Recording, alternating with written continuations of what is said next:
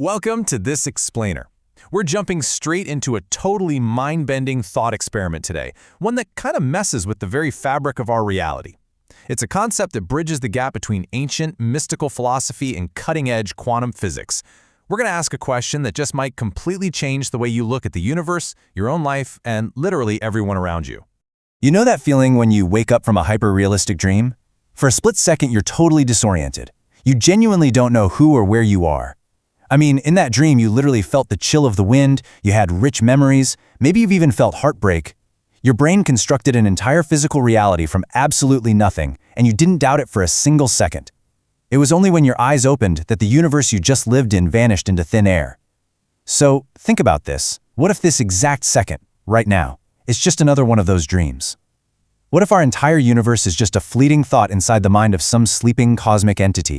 Okay, let's dive into this by starting with just 3 pounds. That's the rough weight of the brain sitting inside your skull right now. It is pitch black inside your head. Your actual brain has never seen a sunset. It's never touched another human being. And yet every single night, this 3-pound biological computer just effortlessly renders complete 3D physical realities. It generates vibrant landscapes, intricate physics, and totally independent characters who can tell you a joke you've never even heard before. You are the writer, the director, and all the actors, operating entirely in the dark. Now, our biological brains have only had a few 100,000 years of cognitive evolution to figure that out. If our tiny, modest human brains, which, let's be real, were just shaped to help us survive on the savannah, can create fully realized worlds without breaking a sweat, imagine what a massive, cosmic mind could do. What if an alien entity operating on cognitive hardware that evolved over billions of years doesn't just dream in basic imagery? What if it dreams in fundamental physics? To a being like that, dreaming up a universe full of galaxies, stars, and complex space-time would be as effortless as you dreaming about taking a quiet walk through the woods. And this puts a really wild spin on one of the most famous philosophical realizations in human history. René Descartes famously tried to find a single truth he absolutely couldn't doubt, and he landed on, "I think, therefore I am." The idea was, even if he was being deceived by an illusion, his consciousness still had to exist to actually experience it.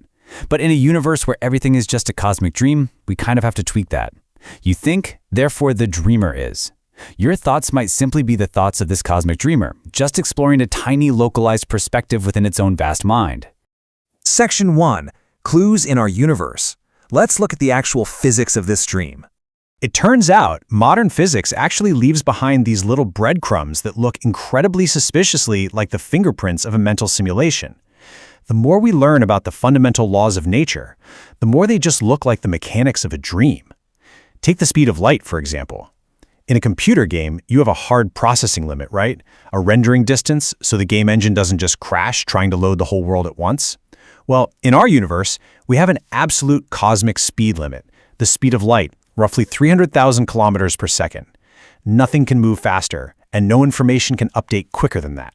If our universe really is a biological or quantum dream, that speed limit might literally just be the cognitive processing speed of the alien's subconscious brain. It's the maximum rate at which its neurons can update information across the fabric of the dream. Then there's the quantum observer effect. You might have heard of this from the famous double-slit experiment. Basically, subatomic particles actually behave like fuzzy clouds of probabilities until they are directly measured or observed. The exact moment you look at them, boom, they snap into a definite reality.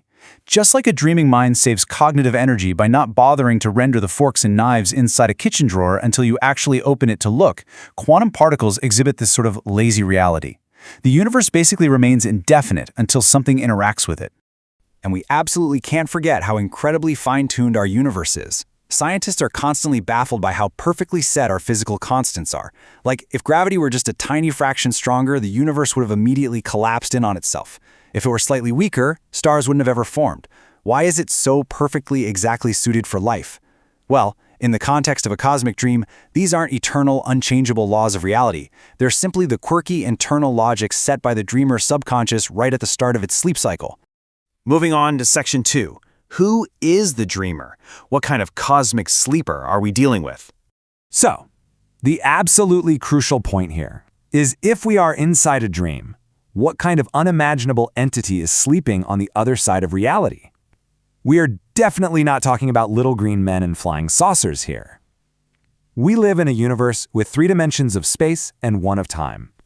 But Theoretical physics, like string theory, actually suggests there could be 10, 11, or even more hidden dimensions.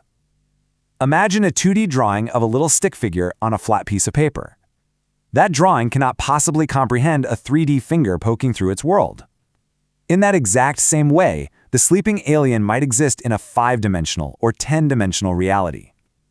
Our incredibly vast, expanding 3D universe might just be a localized 4-dimensional shadow of a single thought rippling through its higher-dimensional mind. And what about time? Well, you know how time gets super weird in dreams, right? You've probably lived out a massive week-long adventure in a 20-minute power nap. If a human brain can compress time that much, imagine the temporal dilation of a literal cosmic entity. The 13.8 billion years that have passed since our Big Bang, that might represent just a single REM cycle, a quick afternoon nap for the sleeping alien. That means your entire 80-year human lifespan is just a microscopic fraction of a millisecond of a single neural firing. Section 3. Glitches in the fabric. What happens when the dream stutters? Let's bring this back down to our everyday human experiences. Because let's face it, every dream, no matter how vivid, stutters eventually. You try to read a clock in a dream and the numbers scramble. And our reality seems to crack in some pretty fascinating ways too. Take things like déjà vu, synchronicities, and near-death experiences.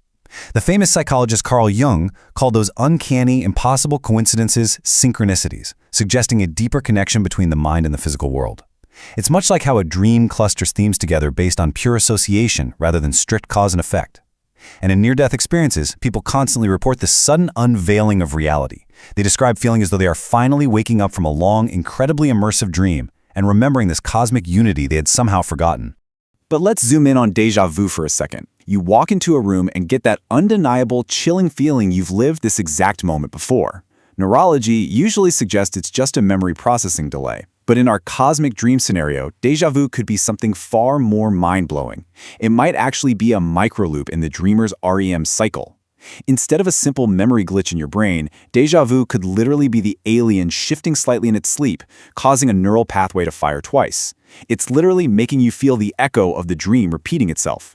Which brings us to Section 4, the nightmare paradox. Why is there suffering? This is a heavy one. If an advanced being is effortlessly dreaming up this universe, why on earth would it dream a world filled with pain, sickness, and tragedy? Well, as the philosopher Alan Watts brilliantly pointed out, if you could dream any perfect reality you wanted for 75 years of simulated time every single night, you would eventually grow incredibly bored of endless perfection. Endless pleasure just becomes static. Eventually, you would say to yourself, tonight I want to dream completely out of my control. You would intentionally dream a world with real risks, real heartbreak, and real vulnerability. Because without the darkness, the light has absolutely no meaning. Conflict and vulnerability are the true engines of a compelling story. Our messy, painful, beautiful universe is that compelling story. So, what happens when this epic story finally ends? What happens when the cosmic sleeper opens its eyes? Astrophysics gives us theories like the Big Freeze or the Big Crunch, spanning billions of years of slow decay.